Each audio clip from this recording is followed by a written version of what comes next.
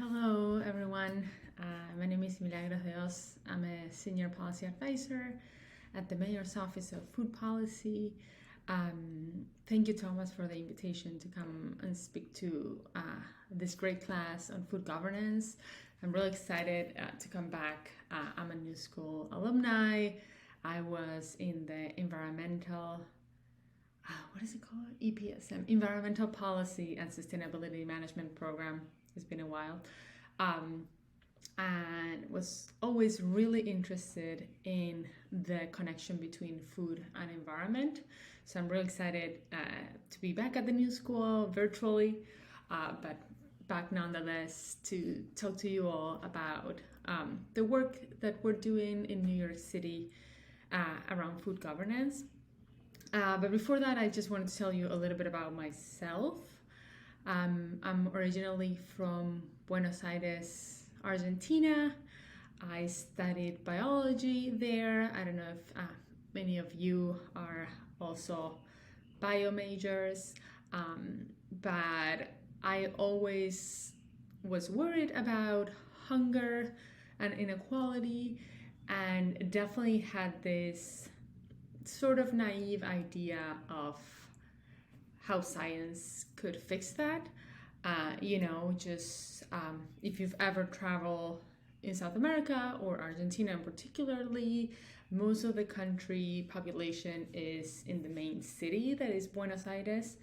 And then you have a lot of land that is just like fields, or you have nothing going on. It's like driving from with drove that I just did from like Phoenix, Arizona to California, where you don't see really much going on. That's the largest part of Argentina. So what I always thought is like, I understand the climate is not the best for growing food, but what if we could create a plant that could resist this weather or these pests? Then nobody would be hungry. So as I already had an inclination for science, I enrolled in biology and specialized in plant genetics, really thinking that if I just got the genes right, we could create a plant and people wouldn't be hungry. But when I started working at the lab, I really realized that first it was very monotonous work, and I didn't love it.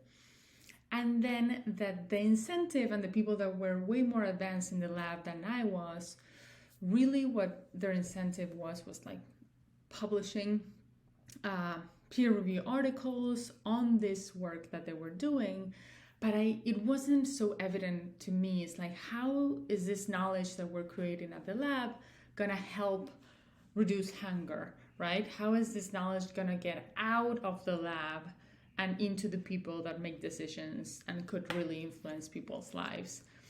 So as that connection was not really clear to me, I decided that I needed more hands-on experience, and I went to do the more hands-on thing that I could imagine, that is go and work in an actual farm. So from Buenos Aires, I moved all the way to Guatemala, to a small rural town called Xela. The locals call it Xela. The real name is Quetzaltenango.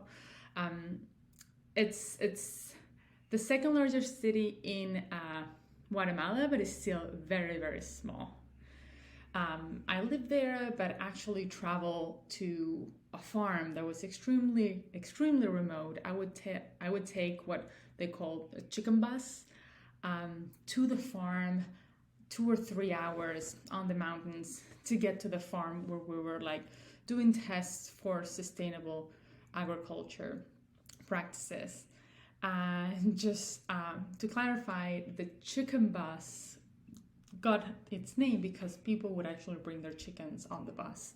So I would take this bus, go to the farm, and 2 or 3 times a week, and just work on sustainable agriculture, trying to see what were the best practices, and also try to incorporate biofortified crops into the farm planning. And this was because a large percentage of children in Guatemala are severely undernourished.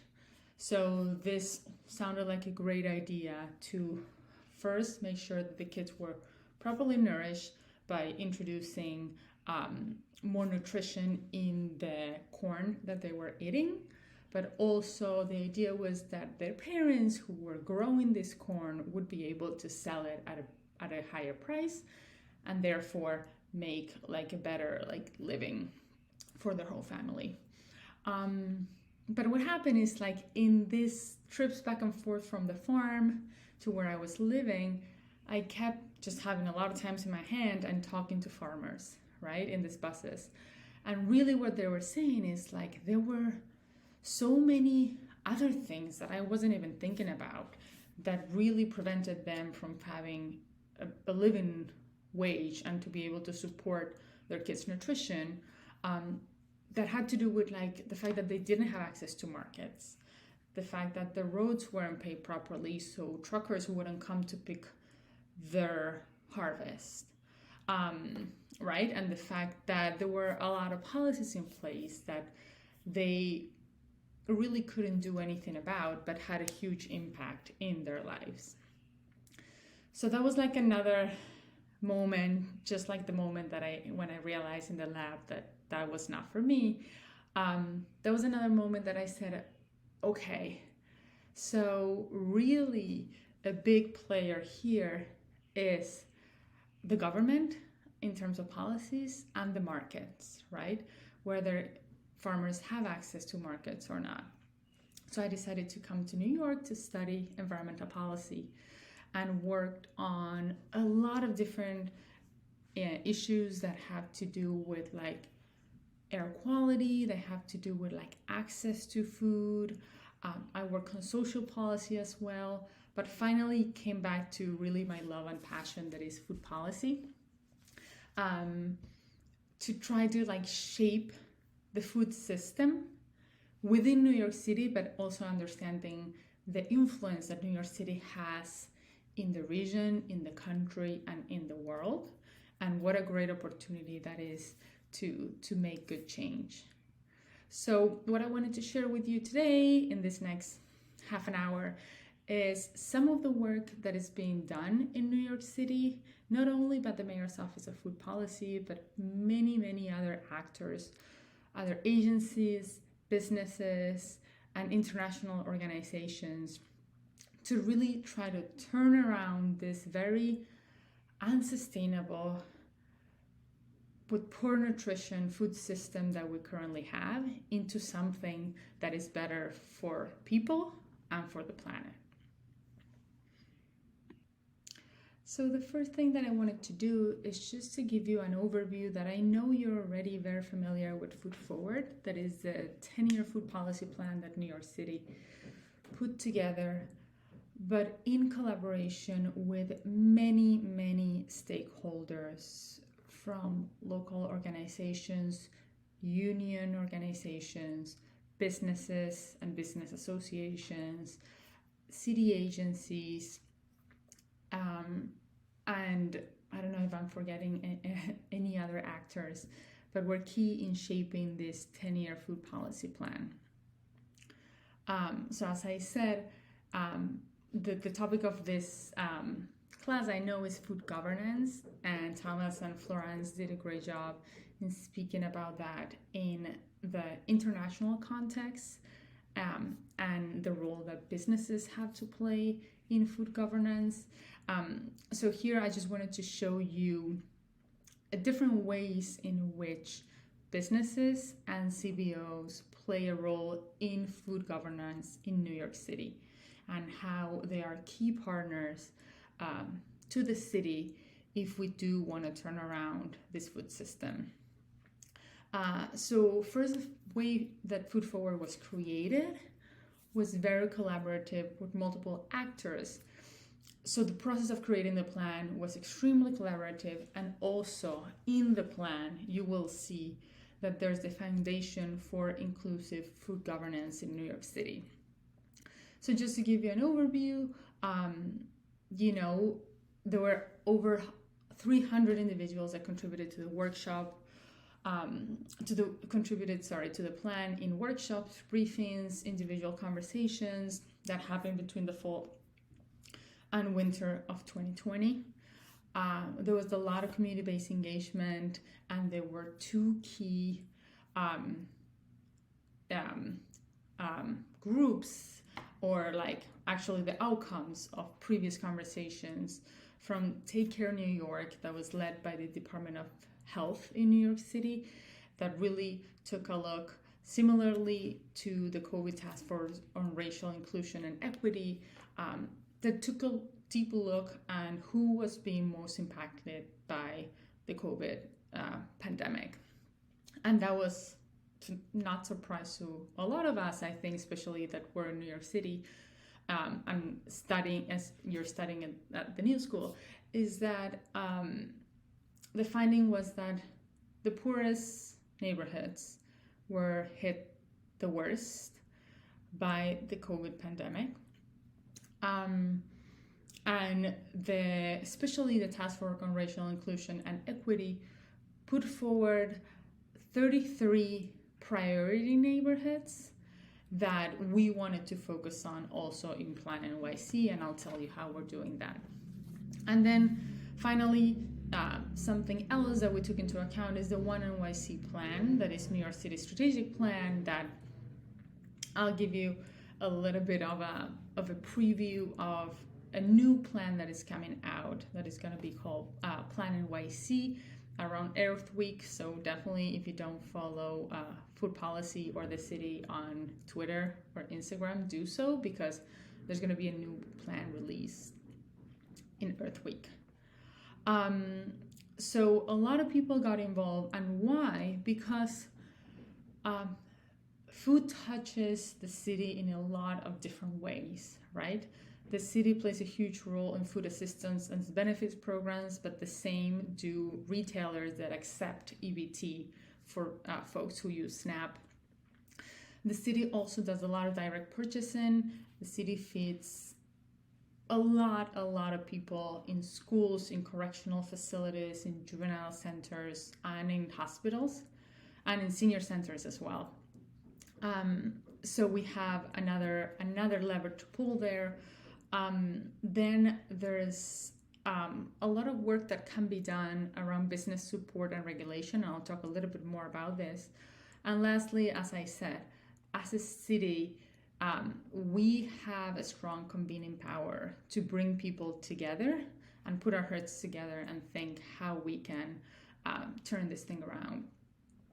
Similarly, and I'll talk a little bit less about it because it has less to do with this class, but we also do some work around state and federal advocacy, especially now with the Farm Bill being up for renegotiations. So very quickly, because I know you already look at this, there are 5 overarching goals in the Food Forward plan. One that has to do, that really looks at the fact that all New Yorkers have multiple ways to access healthy, affordable, and culturally appropriate food. The second one states that New York City's food economy drives economic opportunity and provides good jobs. The third one is on the supply chains that feed New York City and the fact that we want them to be modern, efficient, and resilient. The fourth one, similarly touching on sustainability, looks at how our food is produced, distributed, and disposed of, and we want to make sure that it's done in a sustainable way. And last but not least, and I think it will be really interesting to this group in particular, is how do we create support systems and knowledge to implement this 10-year food policy plan, because we know that as government, we cannot do this alone. There's a lot, especially a lot of businesses and small businesses that play a huge part in food in New York City. So how do we work together to accomplish our goals? So I'm going to tell you a few examples of what we're doing for each one of these goals, and specifically the role that businesses are playing in these great initiatives. The first one There are a few ways in which we're trying to increase the ways in which New Yorkers can access healthy, affordable, and culturally appropriate food. And this has a little bit to do with what Florence mentioned, that is not just putting food in front of people, although that's very important, especially as food prices are rising, but it's really how do we shift consumer behavior and put the right incentives to make sure that people are choosing the food that is best for them and also for the planet. So we have a few initiatives out. The first one is Fresh, that is run by the Department of City Planning.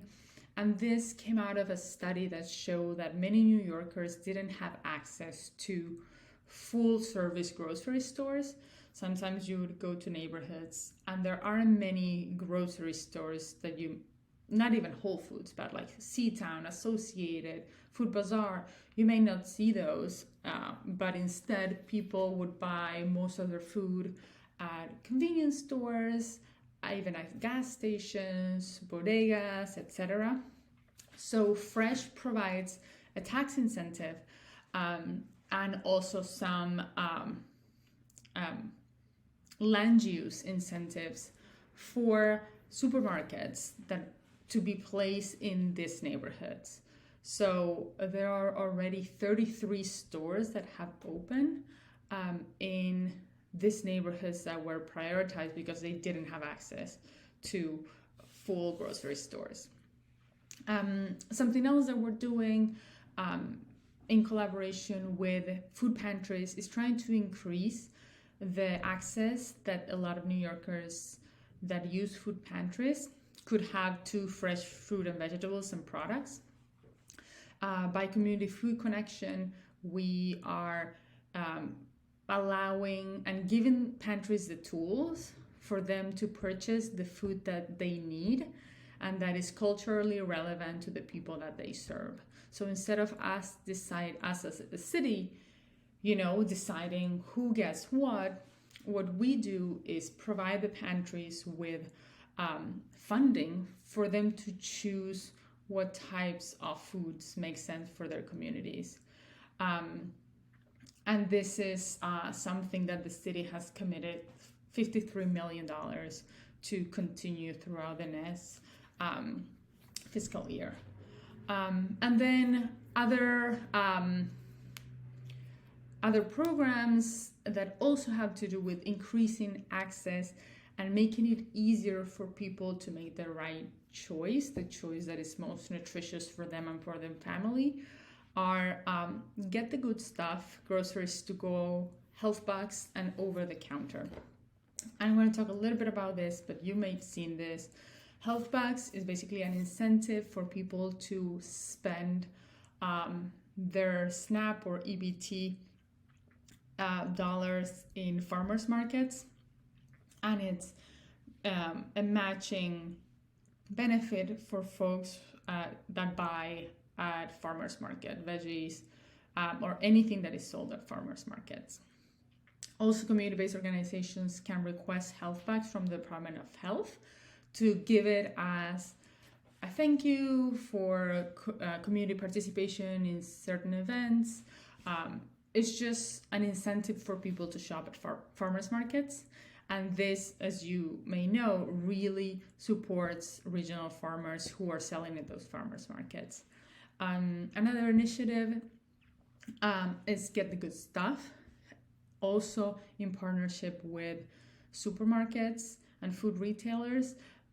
What it does is provides similarly that health bucks matching funds for people to buy food, fruit, veggies, minimally processed food. And again, it's another way to help people make the right choice, especially as food is getting more and more expensive.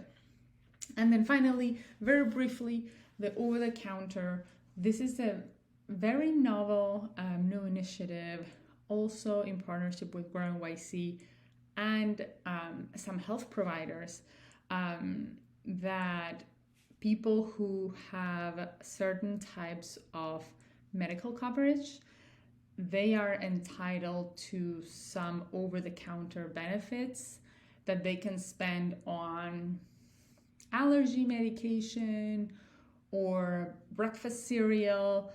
It's like a long list of things that they can get, and they would usually use this benefit at big retailers like Walgreens, CVS. What this new program is doing is allowing people to use those health benefits at farmers markets. So imagine the change that this is, that now instead of just going to an aisle in CVS and seeing what can I use this money that I have for, they can go to a farmer's market and buy the food that they want and need, and those dollars are staying in the community because they are being used to buy stuff from farmers. Another goal that in which we're doing a lot of progress in is on food economies and good food jobs. One of the key things that we heard while we were drafting this plan, as I said, very collaboratively, is that a lot of times people didn't know what New York City buys as food. And then that made it really hard for companies to try to get contracts with the city. The way this works is that, for example, the DOE serves like school meals across the 5 boroughs, and they buy food from food businesses, right? To try to open up the competition to better food businesses that maybe bring more innovative or like better food, we need to be very clear about what it is that we're buying. And the Good Food Purchasing Program does just that. You can look at more information on our website, but basically what it does is puts out what it is that we're buying and from who. So the idea is that we'll be able to put this information out there for whether it is small businesses or even small farmers to try to aggregate their produce, because sometimes it's hard to meet the demand in the quantities and time that New York City needs it. So the more we can be actively telling businesses what it is that we're buying, we're opening up that for other folks that maybe didn't do business with the city before. Another thing that we're doing around businesses, Mayor Adams signed an executive order 2 that really tries to reduce penalties for businesses. And there's a lot of agencies that deal with this, from the DOHMH that puts like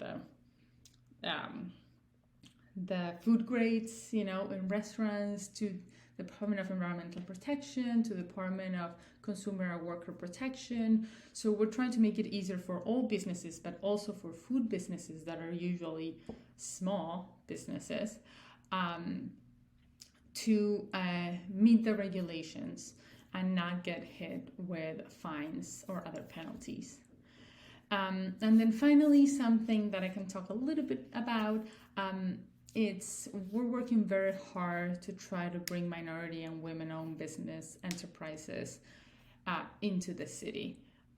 We know that, again, sometimes doing business with the city can be very taxing. So we're trying to see how can small businesses serve the city and where it makes sense. So we did a study around this that will be published this year with some key recommendations on what can be done and what are the points of entry for these minority and women-owned business enterprises to do business with the city. Um, I'll continue with goal 3 that discusses how the supply chains that feed New York City should be modern, efficient, and resilient. And this is a big part of my work as well. I work especially on food, climate, and the environment, and this one is related to the goal that comes next. But something that we are doing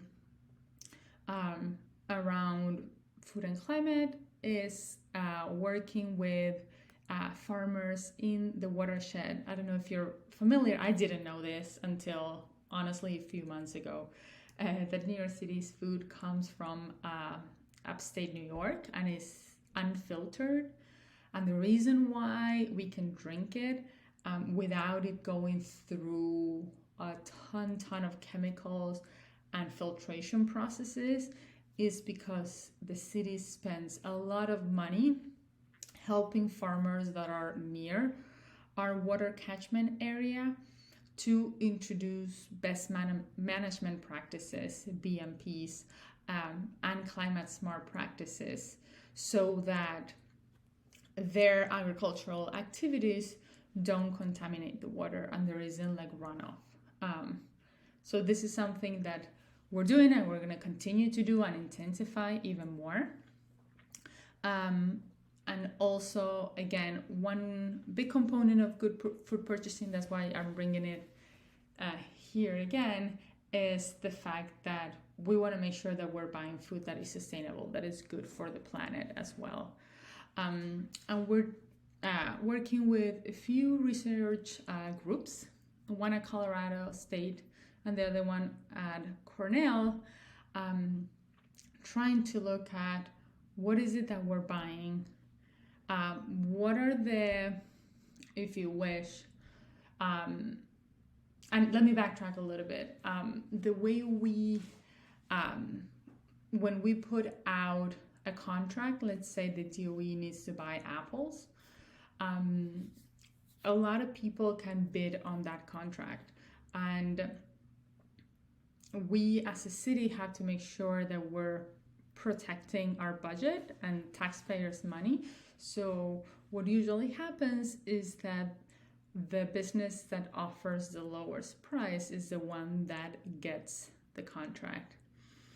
What we're trying to do with these two research projects is looking at what are other things that happen in food production that add to the value of the item and therefore should also add to the price of it. Meaning, is there a way in which the city would be comfortable paying a little bit more money for apples, let's say, or for corn or beans, if we know that they're being grown in a sustainable way, in a local way, because we want to make sure that to the extent possible, the dollars that the city is spending are staying somewhat locally.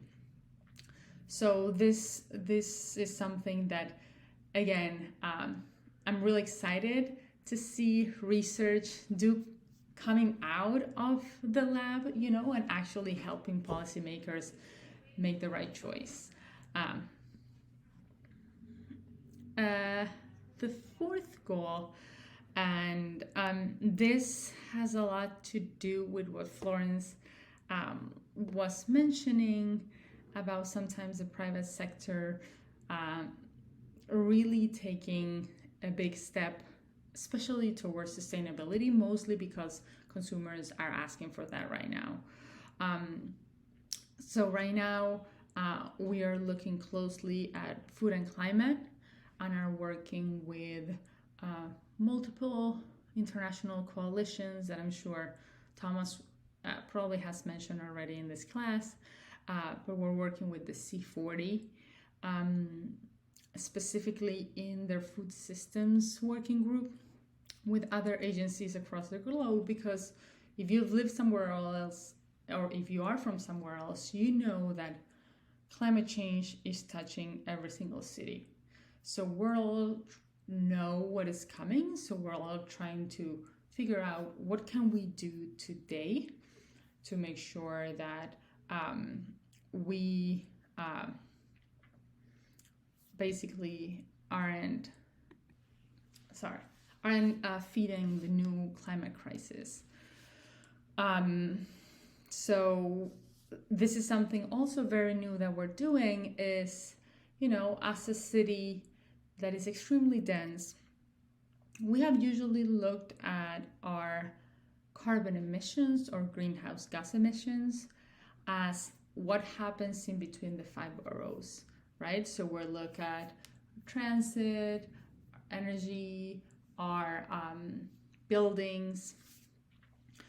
But in the last year, what we have been doing, and it's very exciting, is looking at how are we as New Yorkers consuming goods and products, and what does that do to climate emissions? So basically looking at activities that are maybe happening outside of the 5 boroughs, but are like to the end to our own benefit. So we're looking at what we call a consumption-based emissions inventory that is looking at how are we as consumers affecting climate change. And what we saw is that when we take into account what we consume and how much that emits, food is a key player there. We see that when we combine what the carbon emissions of things that happen in the city, that's called the geographic emissions, and when we look at the emissions that are happening because of the things that we're consuming, food is the 3rd largest emitter. So with this, we are committing ourselves to reducing our carbon emissions by purchasing different types of food. We signed the Cool Food Pledge that, if you're not familiar with it, I highly recommend it, especially because a lot of businesses have signed this pledge, some in New York City even, and are doing great work in trying to reduce their food emissions. Excuse me. Something else that we're doing and is very exciting is we know that beef and dairy are very strong emitters of greenhouse gases.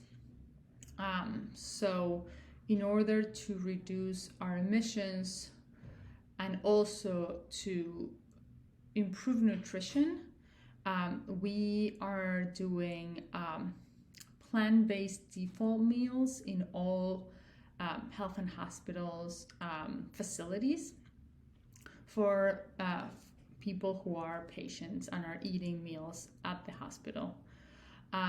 This is, again, similarly to what Florence was mentioning, trying to change behavior, and government is not able to do that alone.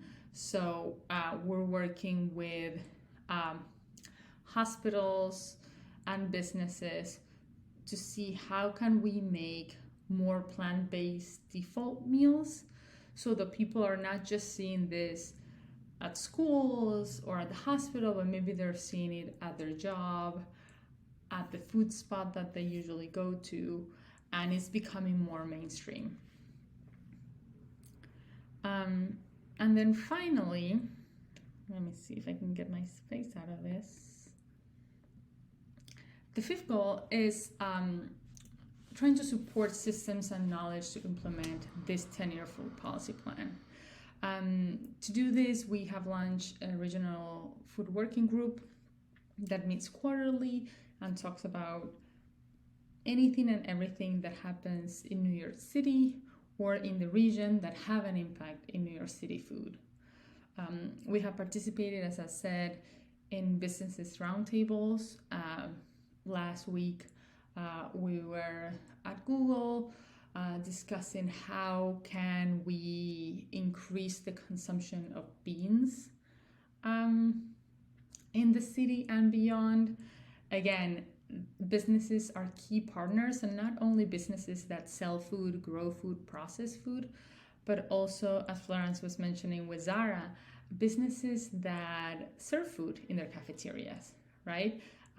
What is their role in setting trends, in changing behavior, and knowing how many lives these types of corporations touch?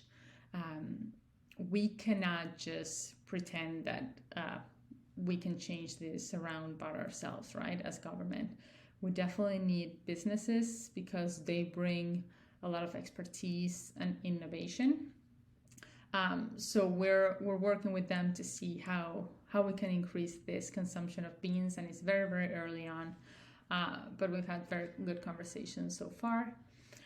And then finally, and this is part of it, is like creating and sharing knowledge about food system, right? I mean, I know because of the career that you have chosen, you're very aware of food, but I wonder if you talk to your roommates, talk to your family, how much do they think about food? How much do they think where food comes from? What is the connection with food and climate? And what is their role as consumers of food, because we all consume food, in creating a better food system? So I just wanted to leave it with that. I hope this has been helpful.